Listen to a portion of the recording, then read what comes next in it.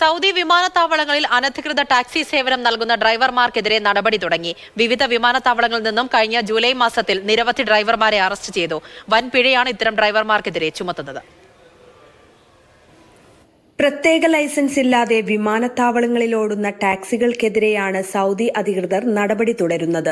സൗദിയിലെ വിവിധ വിമാനത്താവളങ്ങളിൽ അനധികൃതമായി യാത്രക്കാരെ കയറ്റിയതിന് 635 പേർക്കെതിരെ ഇക്കഴിഞ്ഞ ജൂലൈ മാസത്തിൽ നടപടിയെടുത്തു.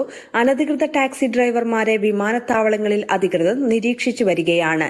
ആഭ്യന്തര മന്ത്രാലയത്തിന്റെയും ബന്ധപ്പെട്ട അധികാരികളുടെയും സഹകരണത്തോടെയാണ് എയർപോർട്ട് അതോറിറ്റി പരിശോധനാ ക്യാമ്പയിനുകൾ ശക്തമാക്കിയിട്ടുള്ളത്.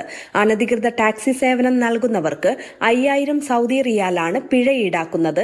കൂടാതെ വാഹനം പിടിച്ചെടുക്കുകയും ചെയ്യും. ലൈസൻസ് ഇല്ലാതെ വിമാനത്താവളങ്ങളിൽ ടാക്സി സേവനം ചെയ്യുന്നത് ഇല്ലാതാക്കുക, യാത്രക്കാർക്ക് നൽകുന്ന സേവനങ്ങളുടെ ഗുണനിലവാരം ഉയർത്തുക എന്നിവ അധികൃതർ ലക്ഷ്യമിടുന്നുണ്ട്. വിമാനത്താവളങ്ങളിൽ ലഭ്യമായ ഗതാഗത സൗകര്യങ്ങൾ പ്രയോജനപ്പെടുത്താൻ യാത്രക്കാരെ കൂടുതലായി പ്രോത്സാഹിപ്പിക്കുന്നതിന്റെ ഭാഗമായാണ് സൗദിയിലെ എല്ലാ വിമാനത്താവളങ്ങളിലും പരിശോധനാ ക്യാമ്പയിനുകൾ തുടരുന്നതെന്ന് അതോറിറ്റി വിശദീകരിച്ചു. Mathrubhumi news, Riyadh.